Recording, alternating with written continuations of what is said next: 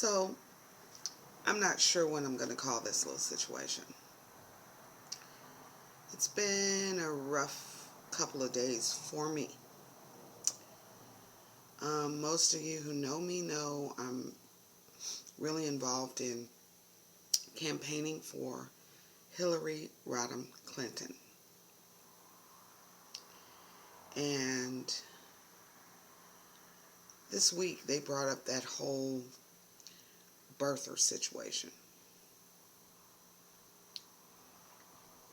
And yesterday,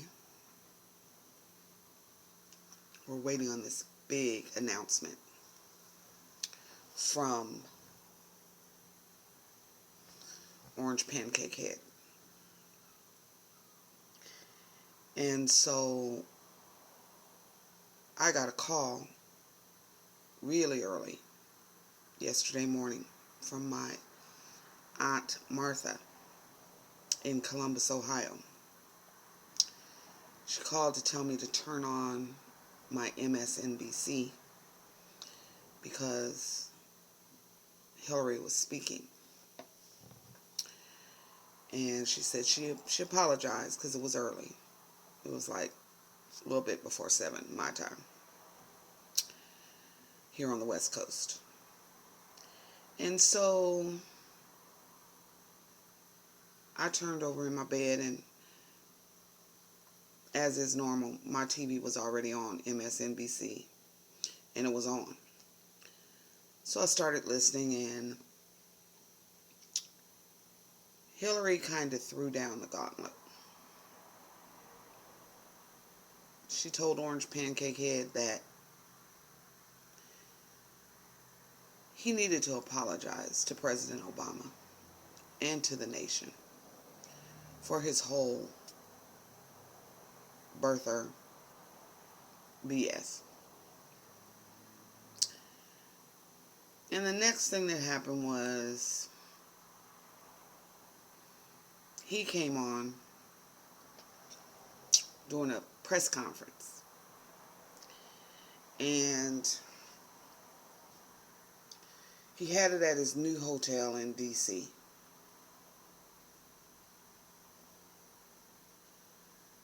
And he basically did, well, they tell me now, 7 seconds. President Obama was born in the United States.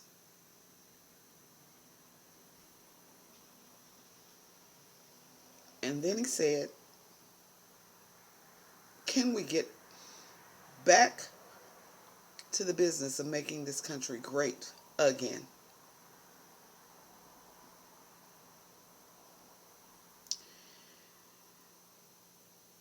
So that started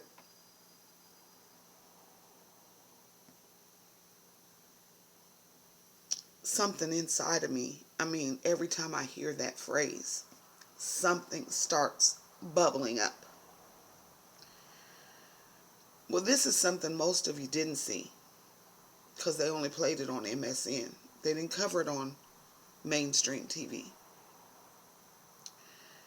And the Congressional Black Caucus held a press conference. The next was after Donald Trump. And one after one after one, they came to the mic. And they talked about this man.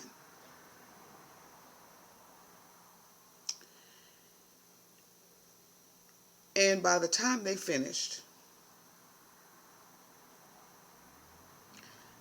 I had jumped up out of my bed. I was shouting in my room. First of all, because I think it's about time that the Congressional Black Caucus came to the defense of our president.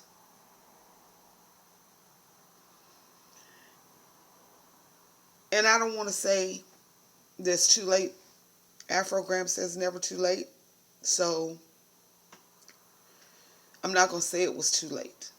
But they said some things that needed to be said a long time ago. And so I got to wondering in myself why this question of birther, show me your papers, bothered me so, and why it bothers a lot of African Americans. It's in our spirit that it bothers us. Because my spirit remembers when we couldn't step 1 foot off of the plantation without having papers to show to some white man. If we would encounter one along our way, taking something over to the next plantation, we had to have a note from the master. Papers. Show me your papers.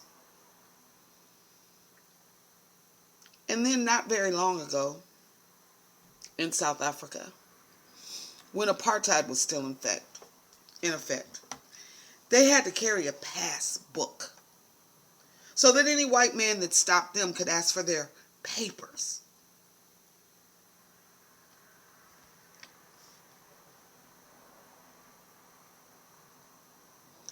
So the fact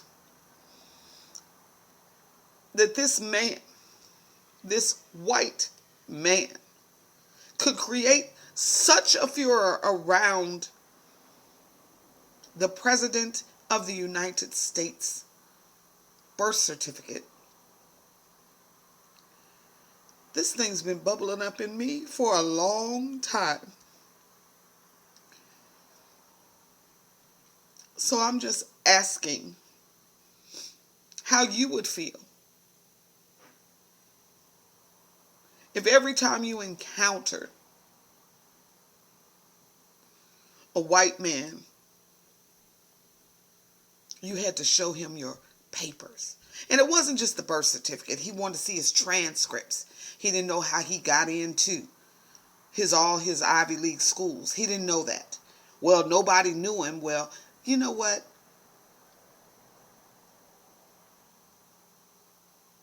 I just want to say that,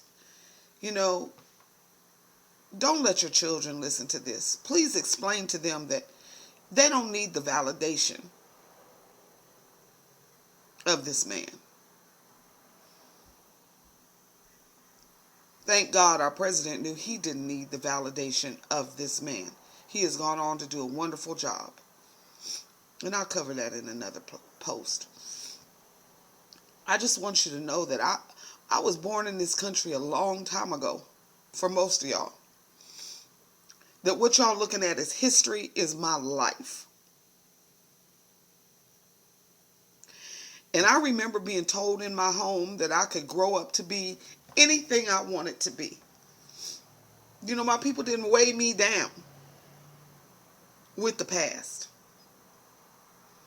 They didn't tell me about the limitations that the world had on my life just because I was black. But soon enough, they came to show themselves in my life, starting at 3.5 years old, when I auditioned for Romper Room. Yes, Romper Room. And some weeks later, after I had auditioned, I asked my mother, why hadn't they called me? Because I knew I was fabulous. And she told me, I don't know. I've never seen any Negroes on there.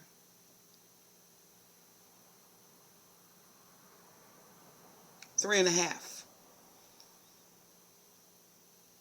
And then they just keep coming. I think I was around 5, 6, 7 when Emmett Till, the pictures in the Jet magazine. I was in high school or junior high, Freedom Summer. Junior high, 4 little girls bombed in a church in 1963. And then I had to live through the assassinations of John Kennedy and Martin King and Bobby Kennedy and Malcolm X.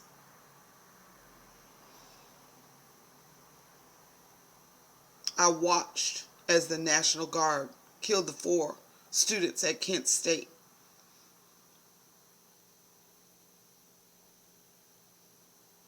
So even though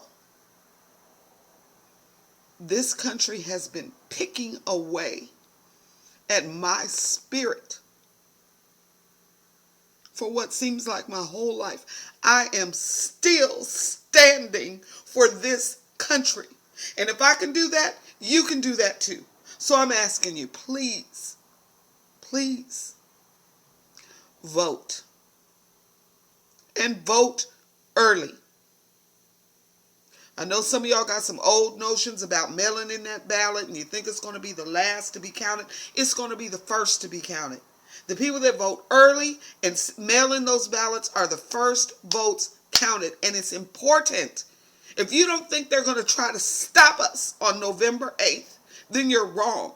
I was in Ohio in 2012.